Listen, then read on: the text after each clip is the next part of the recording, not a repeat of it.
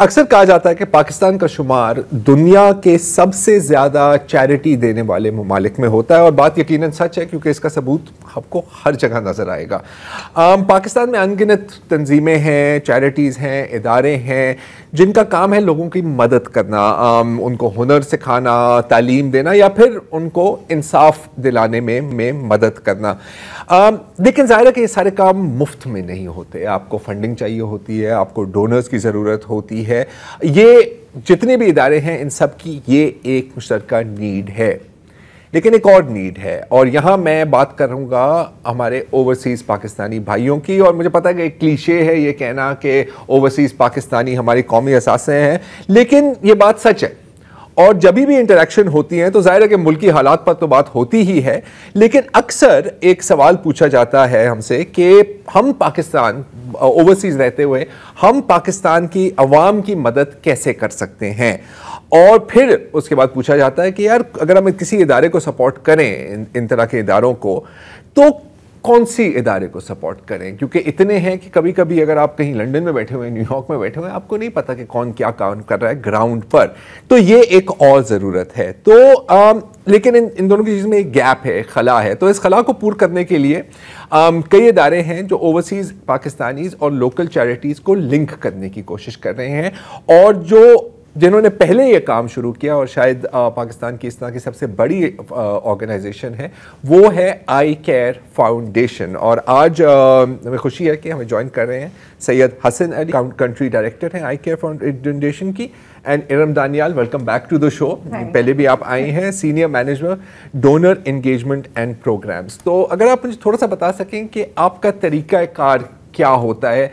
लेकिन उससे पहले अगर बताएं कि कौन सी चैरिटीज़ हैं, मुझे पता है कि काफ़ी होंगी, लेकिन अगर आप कुछ पॉइंट आउट कर सकते हैं कि कौन सी चैरिटीज़ को आप सर्व करते हैं to connect them. So basically हमारे साथ 145 जो फलाही इदारे हैं हमारे साथ काम कर रहे हैं, जिसके अंदर देखा जाए तो 30% ऐसे इदारे हैं जो कि हेल्थ के शोबे से ताल्लुक़ रखते हैं, 30% तालीम के शोबे से हैं, 30% सोशल वेलफेयर के उससे हैं, और 10% ऐसे हैं जो कि डिसेबिलिटी इंक्लूजन के उससे हैं। जैसे नाउ पीडीपी हो गया, अगर तालीम की बात करें तो सिटीजन्स फाउंडेशन भी है, मोविन फाउंडेशन है, किरण फाउंडेशन है, हेल्थ में आए तो पेशेंट्स एड फाउंडेशन है, शौकत खानम भी है, और मतलब हर तरह के इदारे हैं उसमें, यानी कि उसमें वेल इस्टेब्लिश इदारे भी हैं, मिड साइज़ इदारे भी हैं और छोटे इदारे भी हैं।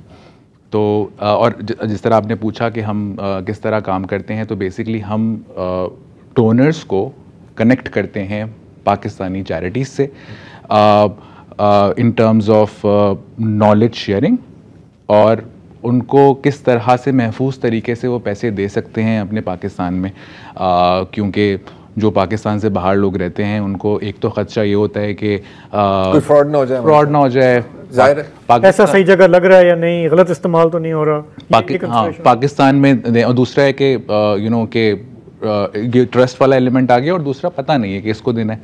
तो क्योंकि वो इतने टाइम से पाकिस्तान से बाहर रह रहे होते हैं, मगर उनका दिल चाहता है कि they want to do it, वो अपने फिर भी दिल है पाकिस्तानी बेसिकली, तो वो चाहते हैं कि वो पाकिस्तान को डोनेट करें, मगर there is a major knowledge gap जिधर उनको पता नहीं है कि छोटे या मिड साइज इदारे कौन से। अच्छा, 145 का 145 का आपने फिगर कहा कि आपके साथ वो अटैच हैं।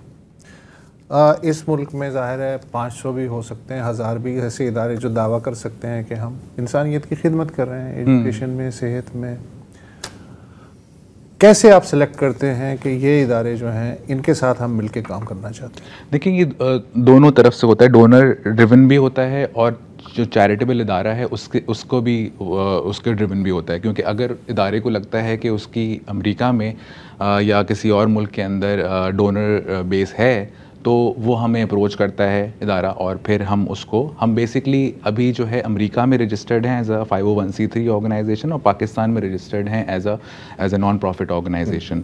सो अमेरिका में जो लोग रहते हैं उनको ये फ़ायदा होता है कि वो उनको टैक्स बेनिफिट मिल जाता है अगर वो डोनेशन देते हैं। तो आपने जो बात की कि हम कैसे सेलेक्ट करते हैं, तो क्योंकि अमेरिका में रजिस्टर्ड हैं तो हम ये इंश्योर करते हैं कि जो इदारा जिसको हम ऑन बोर्ड कर रहे हैं वो अमेरिका की पब्लिक चैरिटी के इक्विवेलेंट है, उसके बराबर है। उसके लिए हम एक ड्यू डिलिजेंस, हमारा एक पूरा एक प्रोसेस होता है जिसके अंदर हम उस इदारे के फाइनेंशियल्स देखते हैं, उसके गवर्नेंस देखते हैं, उनके बोर्ड मेंबर्स की वेटिंग करते हैं, ताकि हमें जब इत्मीनान हो जाता है उसके बाद फिर हम उस इदारे को ऑन बोर्ड करते हैं। जब ऑन बोर्ड कर लेते हैं तो वो इदारा हम उसके बिहाफ पे अमेरिका में या किस दुनिया में किसी भी मुल्क से फंड्स। और उस एंड पे सॉरी अमेरिका में आप how do you reach out to donors, how do they find out कि जी मेरा ख्याल है ये आपका काम है शायद।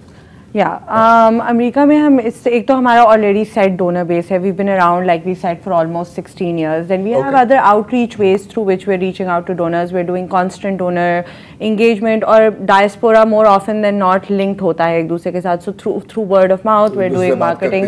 बिल्कुल कैसे दे रहे हो, कहते हैं कि इनके थ्रू। और आई फील लाइक एक बार जब किसी को आई केयर इस्तेमाल करने का एक्सपीरियंस हो जाता है, राइट, आपको एक ही वेबसाइट के ऊपर 145 चैरिटीज़ अवेलेबल हैं, उनकी आपको ये अश्योरिटी हासिल है कि इनकी ड्यू डिलिजेंस हो चुकी है, they have been vetted through a certain process, जो कि हम अपने डोनर्स को बताते भी हैं कि इस कुछ डोनर्स होते हैं, they very particular, they want to know कि क्या आपने किस तरह से ड्यू डिलिजेंस की, आपने विजिट किया चैरिटी को या नहीं किया। हम उनको कंप्लीट तसल्ली दे करके once they get that experience, I feel like so we we not, हमारे पास अभी उतने डोनर्स नहीं है as much as we would want, but we would want कि इट कीप्स ग्रोइंग। ये इरम और जब आप लोगों ने काम शुरू किया था तो यकीनन लोगों ने यही कहा होगा ना कि यार ये कौन है, ये शायद यही तो फ्रॉड नहीं है। हाँ, तो इस तस्वुर को बंदा कैसे हटाता है? सो ये मैं थोड़ा सा 16 साल पीछे जाता हूँ। 2008 में जब ये स्टार्ट हुआ था तो मिस्टर फर्रुख कैप्टन, जो कि पाकिस्तान में एक बहुत मशहूर नाम भी है और फिलैंथ्रोपिस्ट भी हैं और बिजनेसमैन भी हैं, उन्होंने ये इदारा शुरू किया था। और उनको भी ये था कि लोग उसकी क्रेडिबिलिटी को पे कोई डाउट ना करें, तो गवर्नेंस हमारे लिए सबसे सुप्रीम चीज़ थी। और उस वक्त भी जो है हमारे बोर्ड पे जो है आज लोग हैं, बहुत ही क्रेडिबल लोग हैं। आपके शेल के ex CEO mister Haroon Rashid, Spenta Kandawalla, Tushna Kandawalla, doctor Ishrat Hussain, so all these people are reputable and you know America वो नाम जिस पे बंदा एतमाद कर सकता है। और इदारा जो है वो 16 साल से चल रहा है, और ऐसे इदारे TCF, शौकत खानम और इस तरह के इदारे भी हमारे साथ जो है वो पार्टनर्स हैं। तो आई मीन क्रेडिबिलिटी उस तरह से इस्टेब्लिश होती है। और आपने कहा कि हम डोनर्स किस तरह से वो करते हैं, तो डोनर्स का बेस ज़्यादातर हमारा वही है जो कि अमेरिका में डायस्पोरा पॉपुलेशन है पाकिस्तानीज़ की, वो हमारा डोनर बेस है। अब उसमें दोनों कैटेगरीज आ जाती हैं। एक तो वो कैटेगरी जो कि स्मॉल टिकट डोनर है, तो वो जो है इट्स लाइक ऊबराइजिंग ऑफ इट ना, एक ही उस पर कि आजकल दौर ऐसा है कि फूड पैंडा पे सारे ऑप्शंस आ गए। इस तरह से आप अगर हमारी वेबसाइट पे जाएं तो आप एक ही ट्रांजैक्शन के अंदर मल्टीपल चैरिटीज़ को एक साथ ही डोनेट कर सकते हैं और आपको रिसीट मिल जाएगी। तो अच्छा, मुझे ऐसे लग रहा है, सॉरी, अब जैसे कि TCF, ईदी, SIUT, शौकत खानों, ये तो सब लोग नाम जानते हैं ना। अब आई डोंट केयर कि तुम 70 की दिहाई से पाकिस्तान से निकले हो, आप ये नाम जानते हैं। तो मेरा ख्याल है शायद ज्यादा फायदा इस तरह की सर्विस का जो मीडियम और स्मॉल हैं उनके लिए होता है ना, क्योंकि जब यहाँ पे भी लोग सोचते हैं कि यार ज़कात किसको देनी है, तो यही 3-4 नाम ही आपके सामने आते हैं, हालांकि 3-4 हज़ार इस तरह के इदारे होंगे। बिल्कुल सही कह रहे हैं आप, क्योंकि होता ही है कि जो बड़े इदारे हैं, क्योंकि अमेरिका में या फिर किसी दुनिया के किसी मुल्क में ऑपरेट करने के लिए भी वहाँ पे लीगल एंटिटी रजिस्टर करने के लिए भी आपको रिसोर्सेज चाहिए, आपको एक्सपर्टीज़ चाहिए।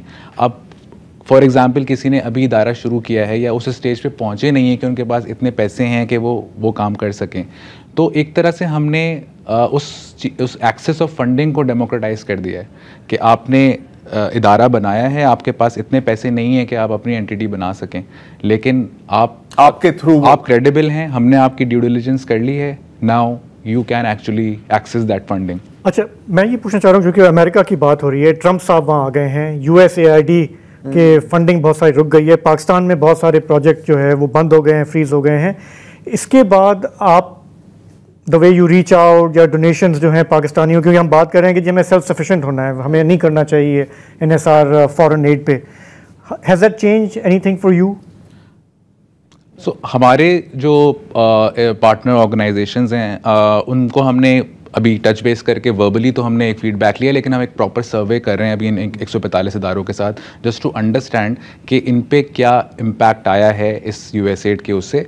लेकिन हमारे जो हमने जो अभी तक अंदाज़ा लगाया है उससे इतना ज़्यादा इम्पैक्ट हमारे जो आपकी जो बकेट उन पे नहीं आया है। कुछ इदारे हैं जिनको आया है इम्पैक्ट, और मतलब हमारा उसमें फीडबैक या कह लें कि हमारा जो हमेशा मशवरा होता है उन इदारों को, जनरली इदारों को, कि अपना जो इन्हिसार है वो एक उस पर ना, जिस तरह बिजनेस भी आप करते हैं तो आप कहते हैं कि रेवेन्यू कॉन्सेंट्रेशन आप ना करें किसी भी चीज़ के लिए, ताकि अगर वो रेवेन्यू हट गया, all your eggs in one basket. No, I was actually thinking कि अब पाकिस्तानी उनको क्या आप रीच आउट कर रहे हैं कि अब आपने स्टेप अप करना है, ताकि सरकार की तरफ से जो पैसा आता था एडमिनिस्ट्रेशन की तरफ से वो बंद हो गया है, you need to plug this gap. तो मैं उस पॉइंट ऑफ व्यू से ज़रा सा सोच रहा था। मेरा ख्याल है हमें शायद ब्रेक की तरफ जाना है, वापस आते हैं तो फिर बात कीजिए।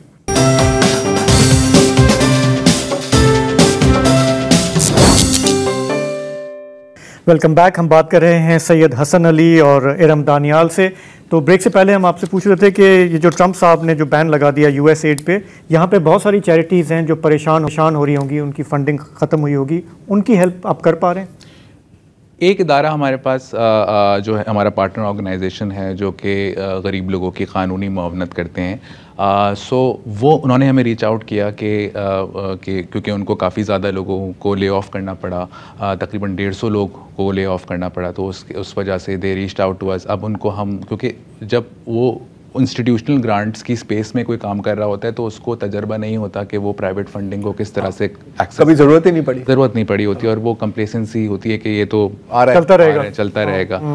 नाउ अब हम उनको मदद कर रहे हैं in terms of connecting donors के साथ अमेरिका के अंदर, कि उनको कम से कम कुछ उनके प्राइवेट फंडिंग वाली चीज़ को कर सकें, ताकि उनका इदारा जो है वो बंद ना हो, कम से कम इदारा उनका चलता रहे।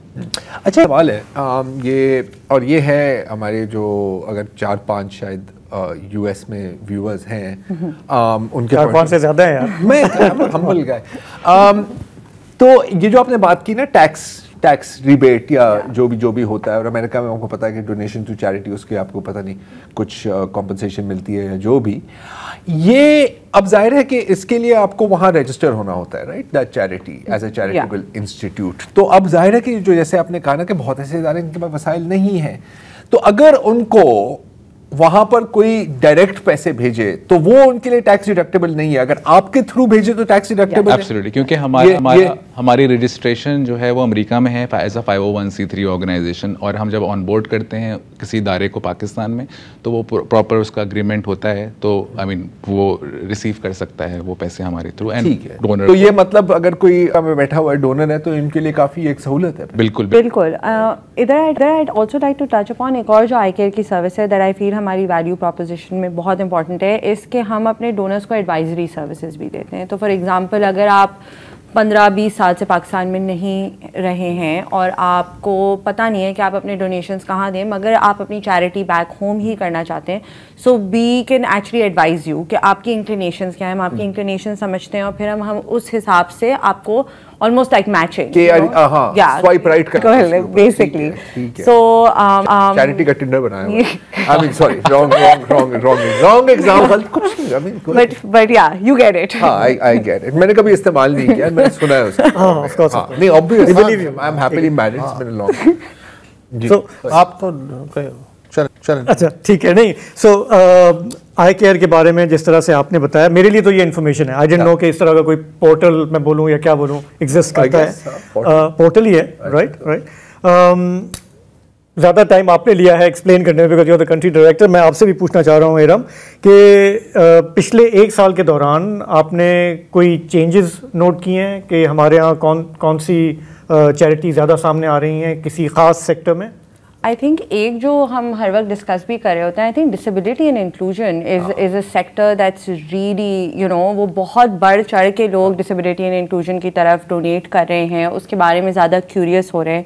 फिर एक और चीज़ जो बहुत इंटरेस्टिंगली एजुकेशन में हो रही है, वी फील के मुख्तलिफ तरह की ऑर्गेनाइजेशंस ऐसे इलाकों में जैसे स्टीम के ऊपर फोकस करने वाले इदारे, स्मॉलर स्केल इदारे, वो इतने लार्ज स्केल नहीं है मगर वो बहुत ही मज़ेदार काम कर रहे हैं साइंस के ऊपर, बच्चों के साथ उनको साइंस आर्ट ये किसी ने नाम ही नहीं सुना, नहीं सुना होता नाम, क्योंकि वो अमूमन छोटे छोटे अपने ब्लाइंडर्स ऑन वो काम कर रहे होते हैं, डब्बों में काम कर रहे हैं। But if I would say एक कोई सेक्टर है तो I think disability and inclusion एक सेक्टर है जो राइट जो बहुत ज्यादा लोग जिसकी तरफ, और not with the lens of sympathy, लोग इंक्लूजन की लेंस के साथ उसको देख रहे हैं और उसकी तरफ डोनेट करने की ये एक बात है और ये एक बहुत मेरे ख्याल में मुस्बत मैच्योरिटी की बात है, बिल्कुल मुस्बत है। बिकॉज़ हमने काफी दफा इन्हीं इदारों का, मैं किसी एक का नाम नहीं लेना चाह रहा, लोग कहते हैं कि फेवरेटिज्म हो रही है। दूसरा इसमें एक और नुक्ता ये भी है कि पहले जो है ना इसके नंबर्स भी जो है ना अंडर रिपोर्ट किए जा रहे थे इस सेंसस डिसेबिलिटी के।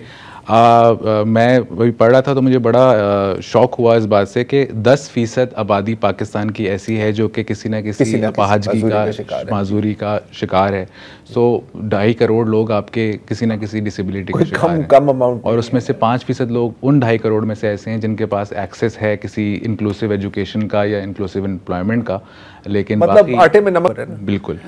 अच्छा, अब अगेन ये मैं शो से पहले मैं सर्च करने की कोशिश कर रहा था कि अंदाजन ओवरसीज पाकिस्तानी, ज़ाहिर मैं सिर्फ पाकिस्तानी अमेरिकन की बात नहीं कर रहा, कितनी इस तरह की चैरिटी करते हैं। तो मुझे कई अदाद शुमार मिले। एक तो मुझे थोड़ा सा फ्रेंकली अनबिलीवेबल लगा था और उसकी कोई मुझे मुस्बत सोर्स नहीं मिली। मैं क्लियरली आपको बताना चाह रहा हूँ कि सालाना $2 बिलियन आते हैं, 2 बिलियन चैरिटी की मद में फ्रॉम ओवरसीज पाकिस्तान। ये रेमिटेंस प्लॉजिबल है, ये आपको हाँ हो भी सकता है, जो कि जैसे कि मैं आपको बताऊं कि 2024 के अंदर जो रेमिटेंस, ओवरऑल रेमिटेंस पाकिस्तान में आई थी वो $35 बिलियन के आसपास आई थी, total remittance, not charity remittance. अगर हम एक अंदाज़ा लगाते हैं कि इसमें से 2% ऐसी होगी जो कि चैरिटेबल कॉजेस के लिए आई होगी, तो वो तकरीबन $1 बिलियन के आसपास का अमाउंट बनता है। 2-2.5% अगर हम बात करते हैं तो इतना मतलब अनबिलीवेबल इतना $1 बिलियन। वैसे ये मुल्क ही इसी तरह चल रहा है, इसी तरह चल रहा है, मतलब कुछ अच्छे लोग हैं जो चला रहे हैं, नहीं ऐसे ही है बॉस। लेकिन इसमें एक इम्पोर्टेंट बात ये है कि अगर हम फंडिंग गैप की बात करें, सो एजुकेशन जो वर्ल्ड बैंक के डेटा के हिसाब से अगर हम देखें उसको, तो तालीम में, हेल्थ में और सोशल वेलफेयर के अंदर अगर हम सारे उसको देखें तो तकरीबन $20 से $25 बिलियन का फंडिंग गैप है। कितना? $20 से $25 बिलियन का फंडिंग गैप है सालाना। सो अगर वो हम ये बात मान भी लें $1 बिलियन या $2 बिलियन, तो वो 5 या 10% ही कवर कर रहा है। वेरी क्विकली ज़िमनी सवाल कि हमारे यहाँ ये जो फाइनेंशियल ट्रांजैक्शंस, चैरिटी का पैसा आना जाना, इस पर कुछ अर्सा पहले बहुत ज़्यादा सख्तियाँ हुई, कंसर्न्स भी थी, तो स्टेट बैंक इसमें इन्वॉल्व है या नहीं होता? How does it work? फिर एक इदारा बना था जिसका नाम था इकोनॉमिक अफेयर डिवीज़न। सो जब ये FATF की जब ग्रे लिस्ट में पाकिस्तान आ गया था तो उसके बाद ये इदारा बना था, तो उस इदारे की जिम्मेदारी ये थी कि मुख्तलिफ एजेंसीज़ के साथ काम करके उन इदारों को एक अप्रूवल एक तरह से देते हैं कि अगर आपके पास कहीं बाहर से पैसे आ रहे हैं, पाकिस्तान से बाहर से, तो वो अप्रूवल ज़रूरी है। सो वो अभी आई थिंक उसमें भी कुछ मसला चल रहा है कि, तो मतलब इसका एक प्रोसेस है, बट वो प्रोसेस नेसेसरली चैरिटीज की लाइफ इजियर नहीं करता।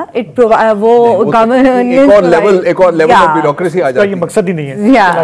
देखिए ब्यूरोक्रेसी का कभी मकसद नहीं रहा लोगों के जिंदगियों में आसानी लाना, ये हम अच्छी तरह से, लेकिन उसके बावजूद भी आप अपना काम कर रहे हैं, and we must do what we can. तो आपका बहुत बहुत शुक्रिया, आज आप प्रोग्राम में आए, इस हवाले से आपका बहुत बहुत शुक्रिया।